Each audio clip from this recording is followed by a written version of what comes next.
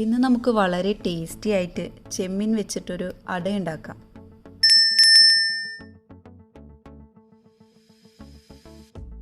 അതിനുവേണ്ടി ഞാനിവിടെ 1/2 കിലോ ചെമ്മീനാണ് എടുത്തിട്ടുള്ളത്. അതിലേക്ക് 1/2 ടീസ്പൂൺ മഞ്ഞൾപ്പൊടി, 1/2 ടീസ്പൂൺ മുളക് പൊടി, ആവശ്യത്തിന് ഉപ്പും ചേർത്ത് നന്നായി മിക്സ് ചെയ്ത് 15 മിനിറ്റ് മാറ്റി വെക്കാം.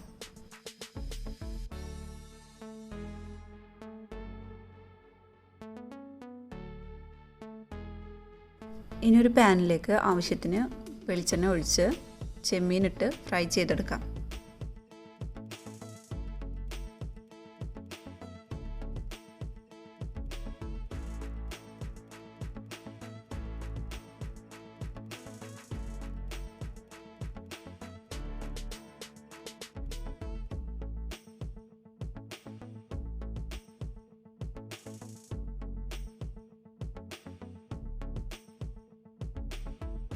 അതിലേക്ക് കുറച്ച് കറിവേപ്പില കൂടി ഇട്ട് കൊടുക്കാം.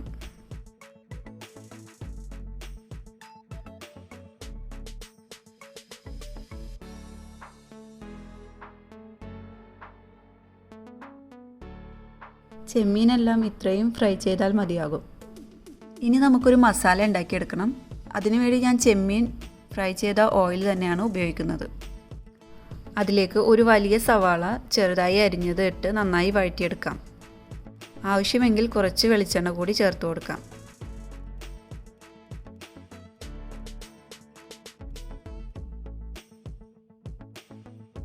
മസാലയ്ക്ക് ആവശ്യമായി കുറച്ച് ഉപ്പ് ചേർത്ത് കൊടുക്കാം.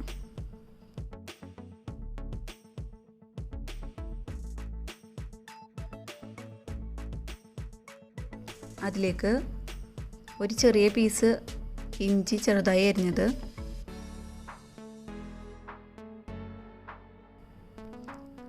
4-5 വെളുത്തുള്ളി അരിഞ്ഞത് എന്നിവ ചേർത്ത് നന്നായി വഴറ്റിയെടുക്കാം. ഇനി ഇതിലേക്ക് 1/4 ടീസ്പൂൺ മഞ്ഞൾപ്പൊടി, 1/4 ടീസ്പൂൺ മുളക് പൊടി ഇതും കൂടി ചേർത്ത് നന്നായി വഴറ്റിയെടുക്കാം. സവാള ഒന്ന് ചെറുതായി സോഫ്റ്റ് ആയാൽ മതിയാകും. ഇനി ഇതിലേക്ക് ഒരു പച്ചമുളക് അരിഞ്ഞത്, ആവശ്യത്തിന് കറിവേപ്പില എന്നിവ ചേർത്ത് കൊടുക്കാം.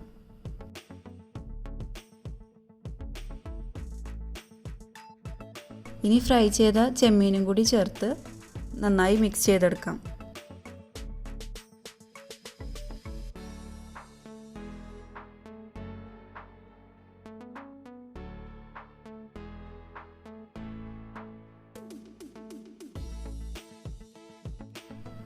ഇനി അവസാനമായി ഇതിലേക്ക് ആവശ്യമെങ്കിൽ കുറച്ച് മല്ലിയില കൂടി ചേർത്ത് കൊടുക്കാം. നമ്മുടെ ഫില്ലിംഗ് ഇപ്പോൾ റെഡി ആയിട്ടുണ്ട്.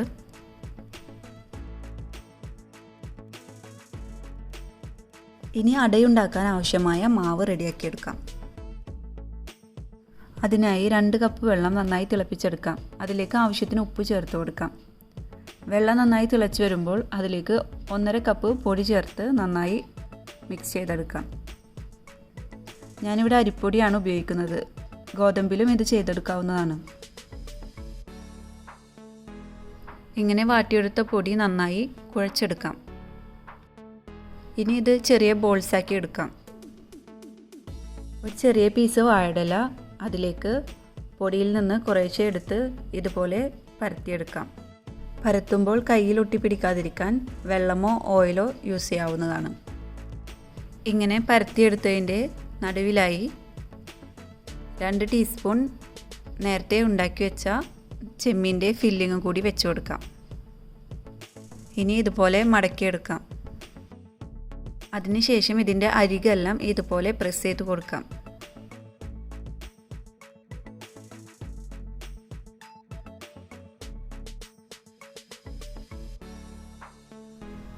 ബാക്കിയുള്ളതും ഇതുപോലെ ചെയ്തെടുക്കാം.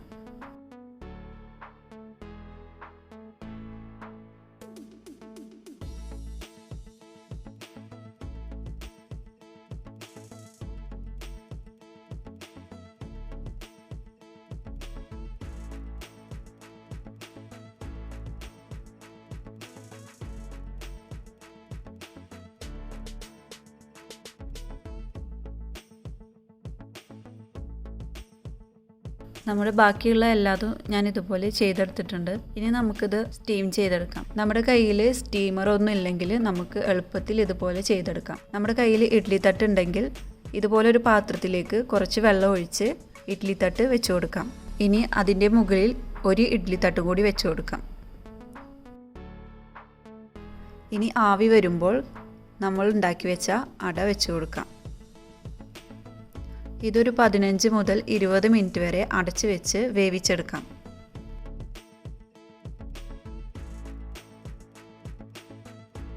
നമ്മുടെ വളരെ ടേസ്റ്റി ആയിട്ടുള്ള ചെമ്മീൻ അട റെഡി.